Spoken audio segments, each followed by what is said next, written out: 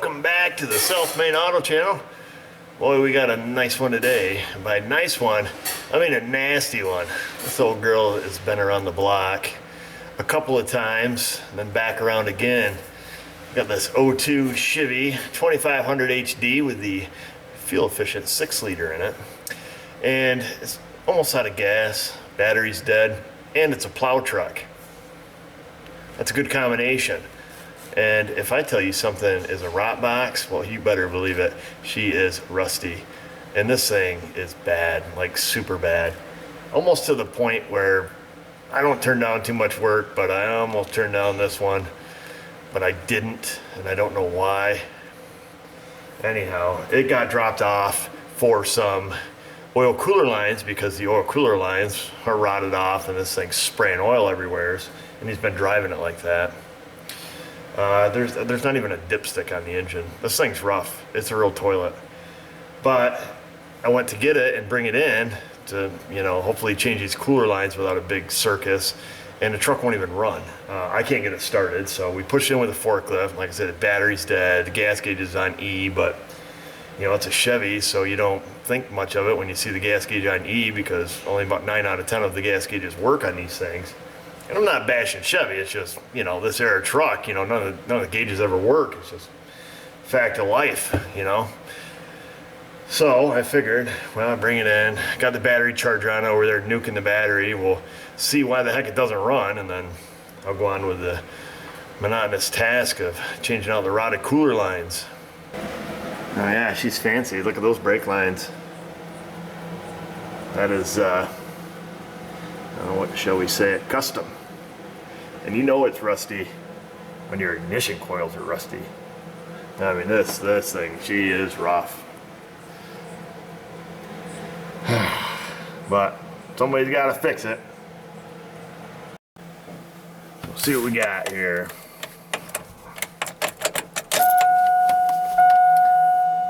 $193K on her.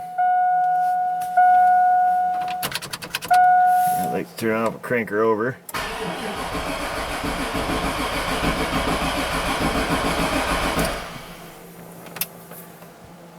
And that's what it sounds like.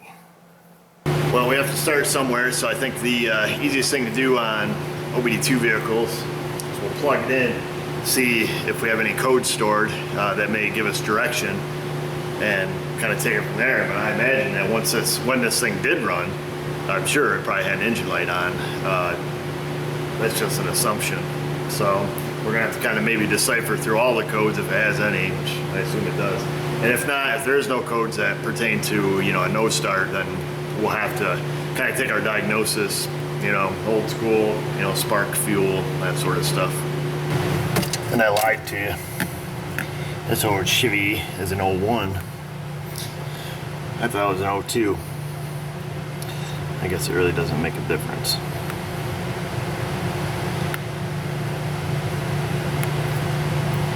We'll let it get hooked up here with the scanner. I don't know if 01's auto ID or not. We'll find out.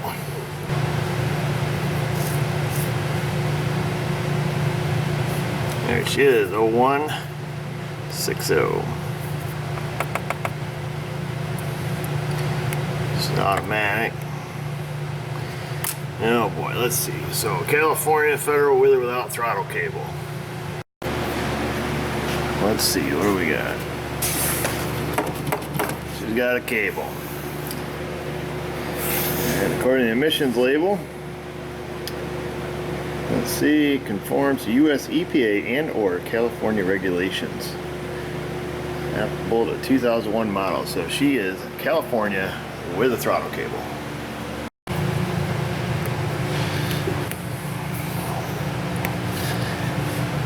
Let's roll the diagnostic dice here. See what we have. This should be lovely. Oh baby. Oh yeah, no big deal. So what we got? High bank 2, sensor 2, low activity, running lean, engine misfire, fuel level sensor open. Imagine that.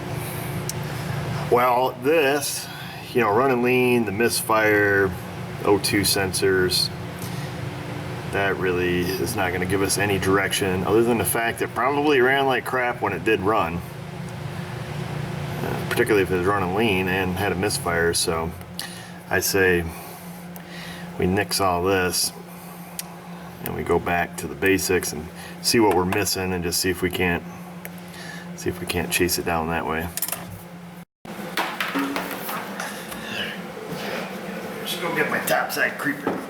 We'll just crawl up on this beast. Wow, she's so rotted.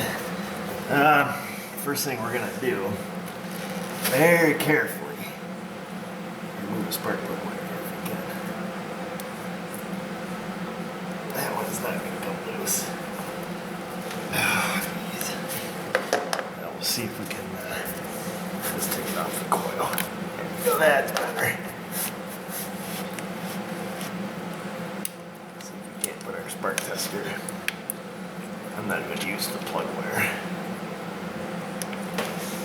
And I better get a jumper wire. I don't trust, you know, if that plug's no good or something. Oh, I'm getting too old for this.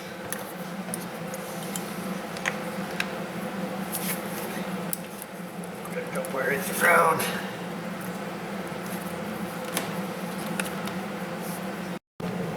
Go ahead and crank it over, Hannah. Alright. Now, looks like we got no spark there. Let's just check another one. Over here on the driver's side. Okay, go ahead and crank it, Hannah. Alright. Got nothing there. Next thing we want to do, see if we can get an injector unplugged here. Hey, look at that. And let's see, keys on, you said? Yeah. Okay. So you can find a suitable ground. There's ground, so we should have power on one side of the injector here. We got power going to our injector, that's good. Yippee!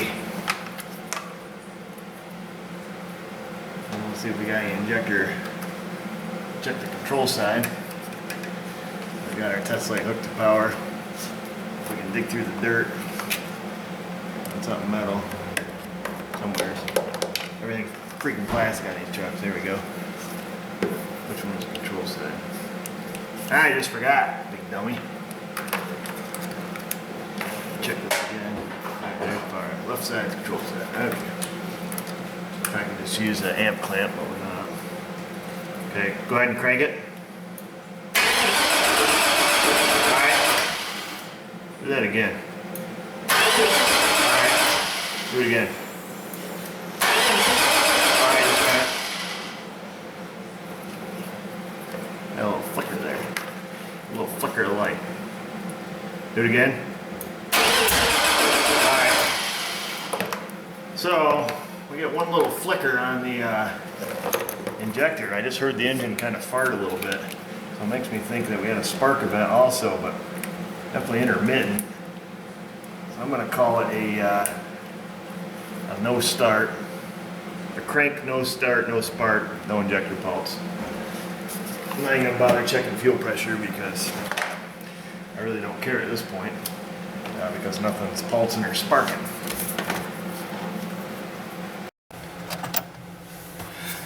Let's come back over here and see if we have a engine RPM data PID, and if it changes what we crank.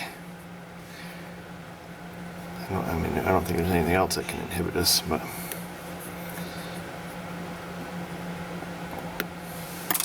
go ahead and crank it, Hannah.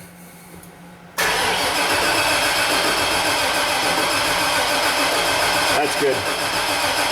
That's good. Well, there's your problem. All right, well, let's look into this. Being that we're missing RPM data PID, really kind of leans me to something along the lines of like the crankshaft sensor. So I think we better start there and kind of see what we have for a crank signal. ECM's right in the front on this thing. I don't know if they've routed the brake lines around it, so we can still, you know, hopefully get it out or not, but I think that's the best place to start. We'll grab our scope. We'll see if we can figure out which wire is what and see if we can test the crank signals. If we don't have any crank signal, then we'll have to go underneath this beast. And I think the crank center on these things goes right in the block. And I don't really know if that's even a feasible repair on this. We might have to just hog it out or something. I don't know. We're just assuming right now, so let's have a look. I gotta get this cover off here. Oh, she's pretty nasty looking, all oil soaked and whatnot. Under this.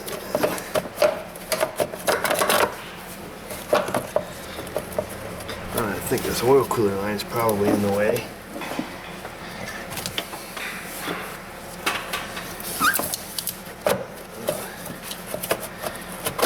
There she goes. Clip on the back. Like I said, this little clip here. That was on the back side, but we got that off.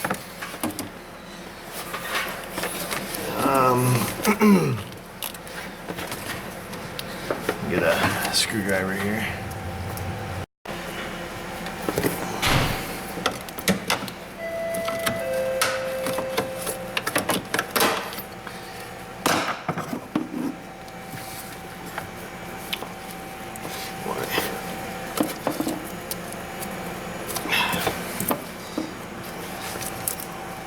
It sucks when your fingers don't work so well. Today's a day. Today's not a good finger day. Arthritis. It kind of hurts some days. There we go. Oh boy. What a mess. But it's still easier than crawling underneath the truck, I guess, or tucking the crank sensor down there. Jeez. This thing's just soaked with oil. That's not good. I don't know if you guys can see it in the video or not, but she's a dirty girl. Now let's figure out which pin is the one we're supposed to be looking at here. I'm not gonna unconnect that, I'll tell you that. Well, according to Mitchell in the Veris, the component locator was saying that it's in the blue connector, which in order to tell which one's blue and which one's the clear one, we'd have to undo it, and I'm going to avoid that, so we'll just we're going to roll the dice. We know which pin number it is, so we'll just look at the pins on this one, see if this pin, I think it's pin number 12 or something it was saying, blue with a white stripe. We'll see if that matches what we need. If not, we'll open up the other connector.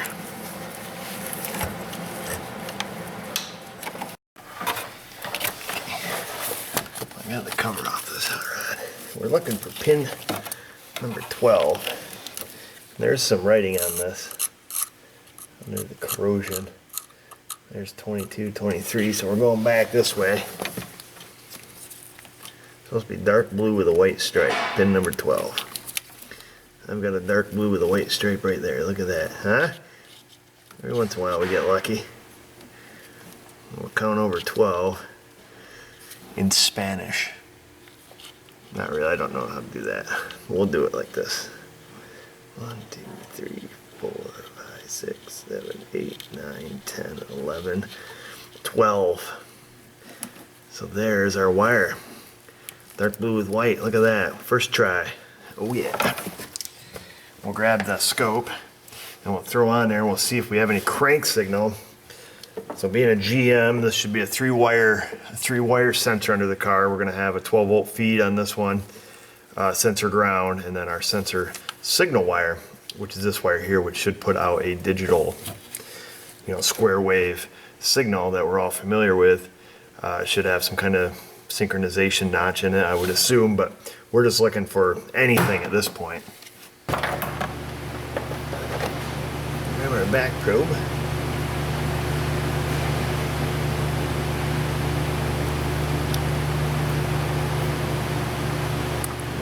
Didn't want to kind of curve up on me there.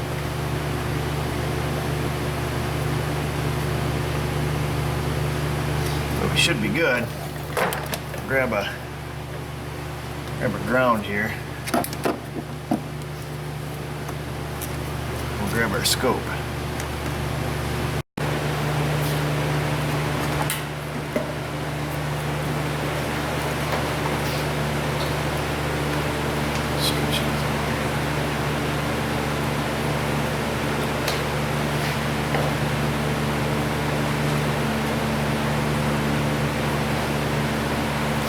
Okay, where are we at? We'll get out of here. Go back to our scope, get this set up.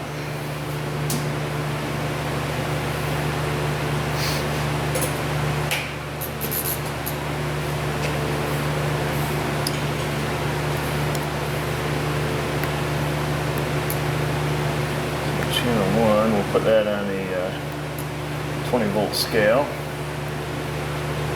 What time is this one? Let's go to 200 milliseconds. That should be good enough.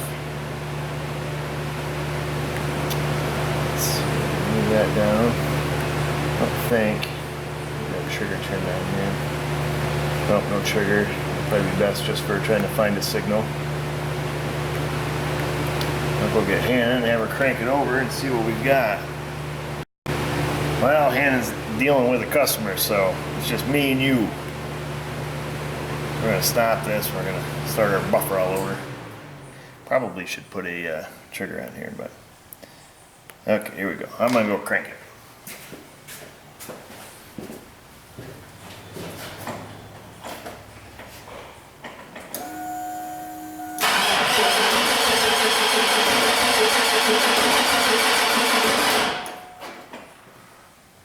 Alright, what do we got? Did we have anything? Yeah, hey, look at that. Looked like it went high, right? Hey, what do we have? We had crank signal? Why don't you guys say something?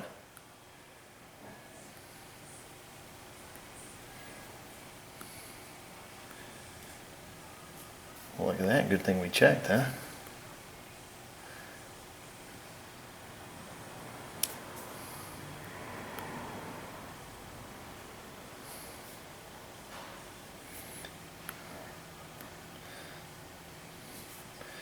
Let's see, what did it look like?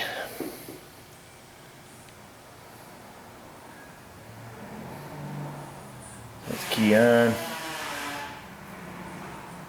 Well, there we go.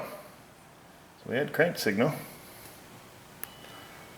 Good, we didn't have to get under the vehicle yet. Well, that's surprising. Honestly, I half expected to see no crank signal. What we'll do is we'll pop back out of here. We'll find out where the cam signal goes inside this ECM. All right, that's what I like about the Veris. It's kind of nice because they give ECM pinouts. I'll show you guys. I'll back up here a little bit. It's back in the they call it the guided component test. So it's kind of guide you through testing individual components. You know, for example, let's see, if we hit the cam sensor, it'll tell us all about it. You know, that's a 3-wire magneto type sensor, basically, you know, just like the one that we did. It tells us what connector it's at in the PCM. So it's in the same connector we were in. It's in the blue connector, and it's number 73 is the pin. It's brown and white. So the nice part is we've already got that open. But if you don't need any of this information, we can, let's see, come back out of here, you just go to ECM and then go to pinouts. And then this just gives us all our pinouts for the whole ECM, which is pretty sweet. What did we say it was? 73. So technically we come down here, 73, cam signal, brown and white. So we'll get our scope hooked up. I'll just grab another channel. I'll leave our crank signal on number 1 here.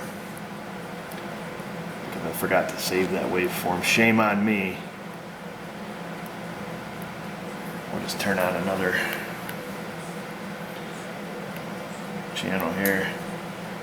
Change that to 20 volt. Let me grab another lead. So that's kind of weird. We didn't. Still kind of weird that we don't have RPM. I thought the RPM signal would have came from that crank signal. a dumb mechanic. We're gonna go and probe the cam and see if that's missing. I guess I'm still a little surprised we had crank signal, I'll be honest with you.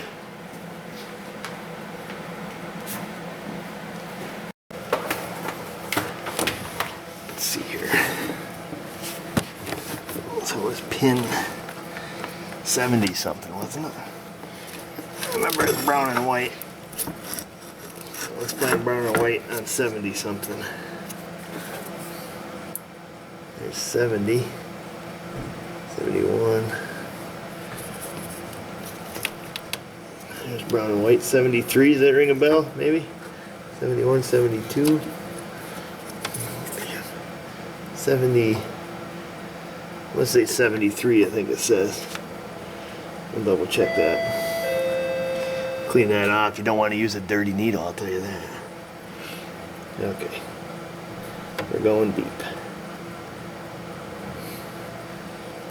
Okay.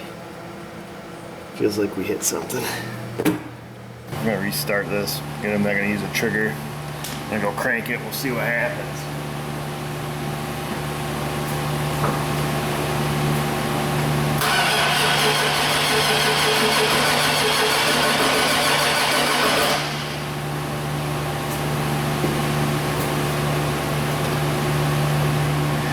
Okay, so our cam sensor's high now. Alright, let's see what this looks like.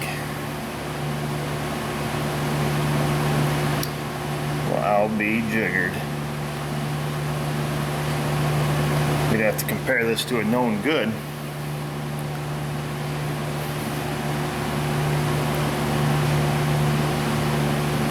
But we definitely have cam signal. No doubt about it. Definitely have a cam signal. Okay. Well, it's starting to get a little more interesting. We appear to have cam and crank. And the same amplitude there. Okay.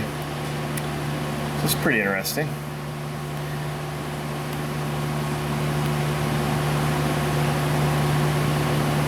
Just gonna take and save this real quick for my own reference. Alright viewers, we're going to change this learning lesson into another valuable lesson. It's the value of having a good friend in the industry, because I just about got slid on this. So we have crank signal, we have cam signal, but being a pouty pants, not wanting to work on this truck, I really didn't analyze the signals.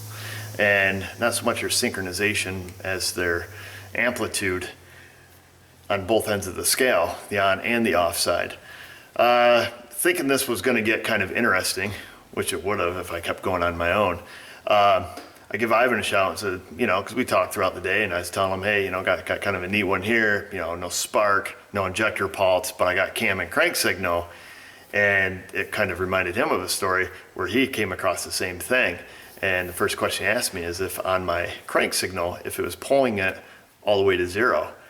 And didn't really look. I said, I got a nice square wave, got a nice square cam signal. Just looked at that, did not look at the min-max values. Went back and looked at it. My crank signal is only going down to 1.6 something volts. And the cam signal is going all the way down to 0. From 0 to 9 or 10, whatever the upper scale is, which really doesn't matter much, a whole lot. And then Ivan also informed me that these are a pull-up style sensor instead of a pull-down. So with the sensor unplugged, it should go to 0 volts. And here, key on, engine off, we're hanging up on the high side. So we're going to go back, we're going to look at this waveform and show you what he's talking about, and then show you what the problem is. So we'll pop back in, and we'll look. We'll go into our saved data. It's just very humbling. See where we're at. Chevy crank cam, there we go. We'll re-look at our data.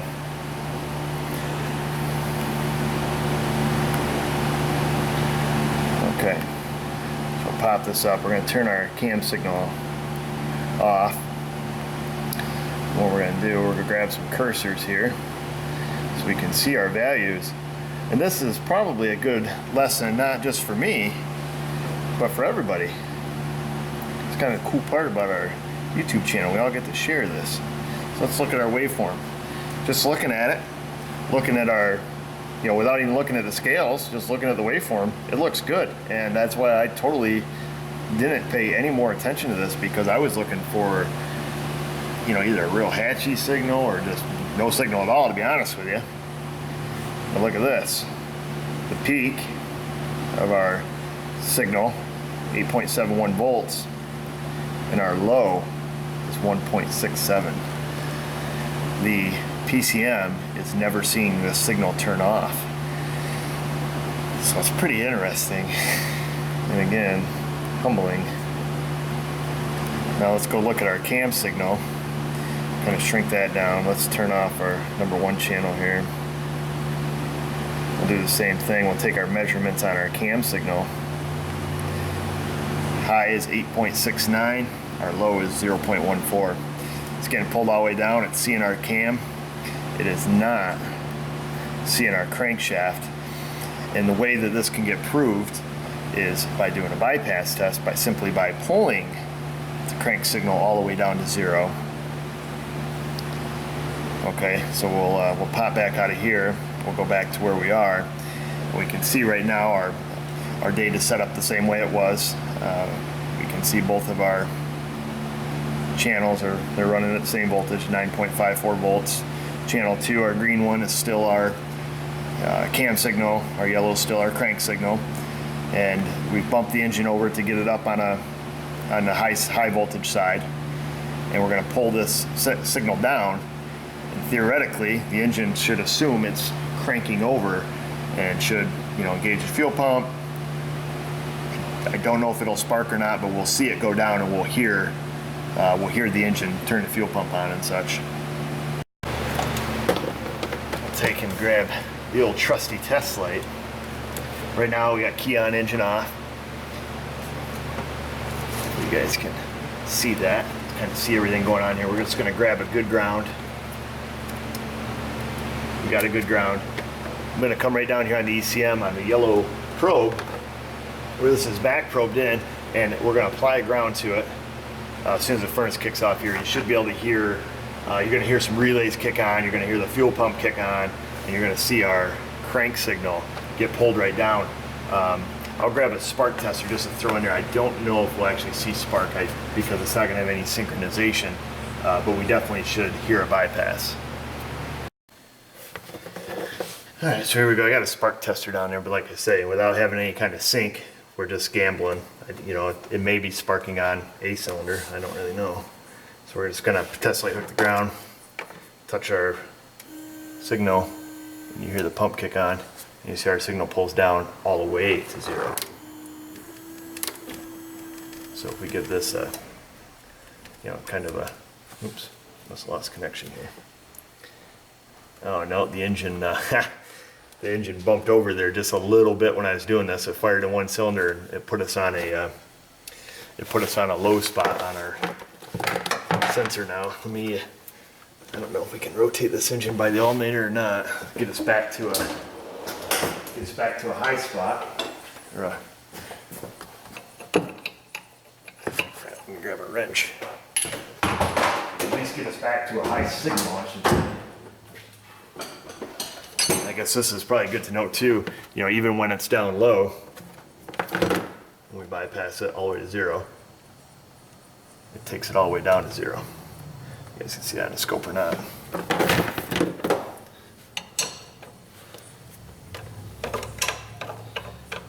Well, this thing ain't got enough belt tension left on it. Hoping to just rotate the crank just a little bit for us, but I don't think there's any chance of that. Oh, there we go.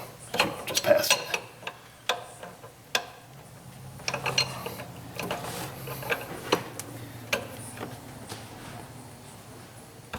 There it is. Okay, crank's back high. We'll do the bypass test again.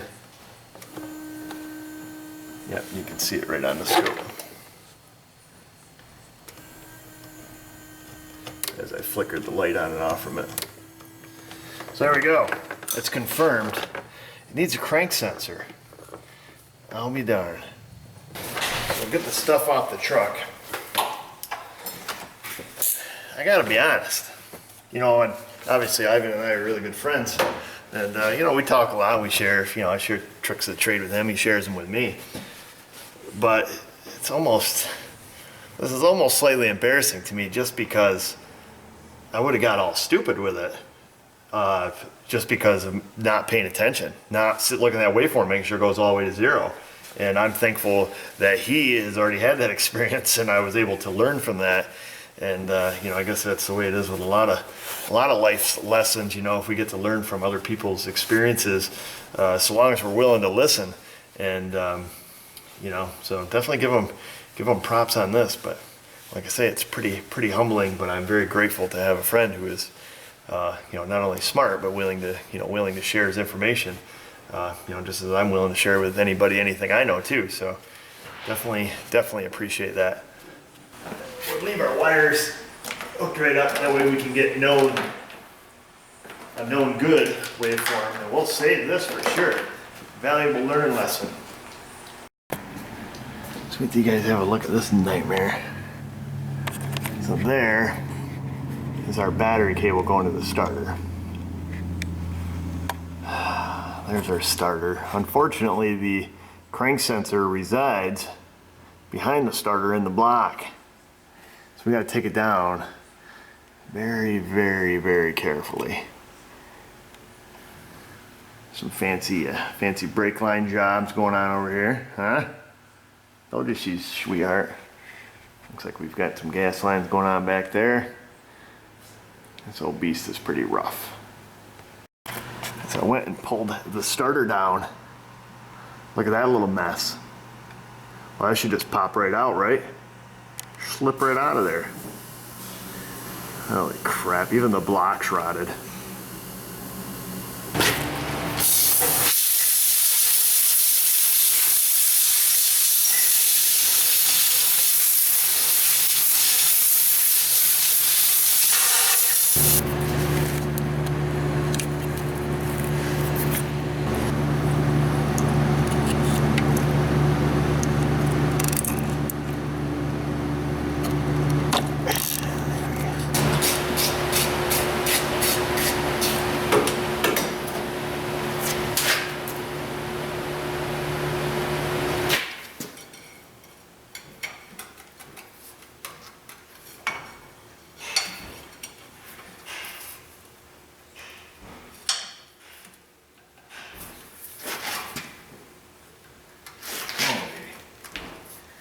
Now these are just plastics, so you gotta be super careful.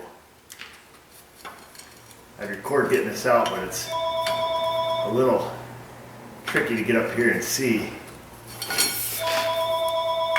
Just, you gotta just be really gentle, like a lamb.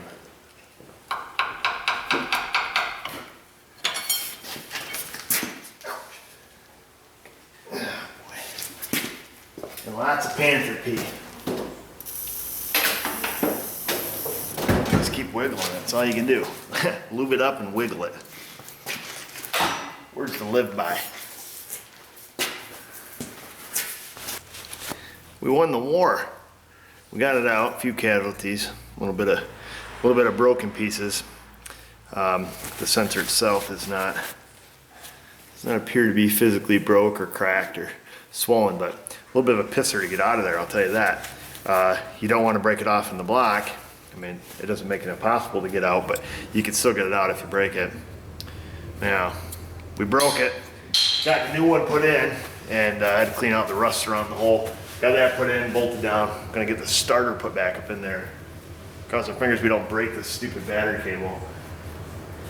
And you know, everybody's gonna be saying, why don't you change the battery cable? Well, why don't I just rebuild the whole damn truck? This thing's junk. You know, it's gonna need a lot of work, and you know, we can't just go, you just can't do everything. So, gotta stop at some point.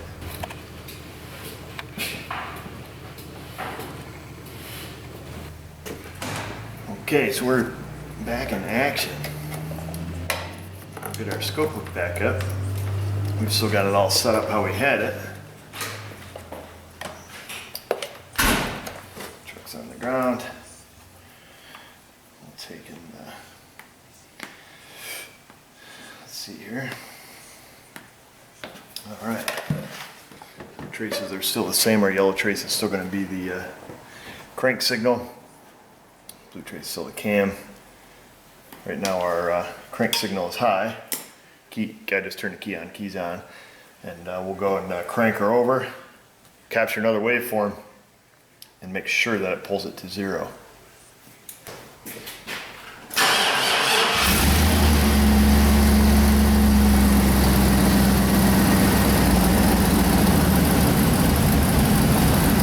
There it is, all the way down to 0.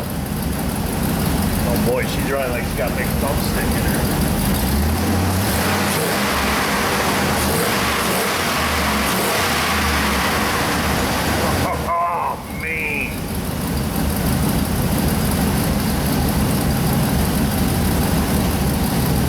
I can't let it run that long. I think this thing's puking oil all over the place. I'm trying to get a good capture here to save for the records.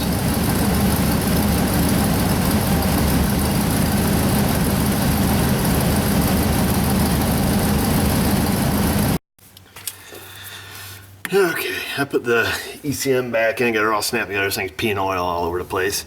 But I thought it would be a good time come in here and just take a look at what we saved. So here we'll take another quick peek at our bad waveform. What we'll do, we'll use our cam reference because we know that cam reference is right at 0 volts. And I'm just very thankful that you know, Ivan has come across this problem before, and I just was, you know, in a hurry and did not look at values or really analyze this waveform. But this is a very good example and a good lesson for myself, and a good lesson I think for everybody, is to know your sensor, know what it's supposed to do, not just what it's supposed to look like. And I've had this in some of my other videos in the past where you know, we've been looking at data on you know, just waveform data, not paying attention to min-max values. And, you know, the data has looked, you know, perceivably good. And, you know, here is a perfect example where I would have gotten slid on this and, you know, done a big old circle before we got back to this point, simply because you look at this, that's great. That is a great looking crank signal. I'll be honest with you. I mean, sure, we could even count the teeth, you know what teeth's supposed to be on a car for each you know, cam revolution, and, you know, make sure where it falls in sync, and still we're way off track. So what we'll do now, like I say, take a good look at that. We'll go back and we'll look at our good waveform and really see the difference. And you can see it already. I'll back out on this.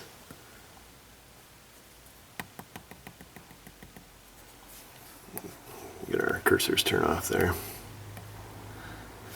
But we can see, we can get our values. We can see our cam signal here. This is on the low side of it. You know, it's at 0. We can see our crank sensor pulls all the way to 0. Same looking pattern.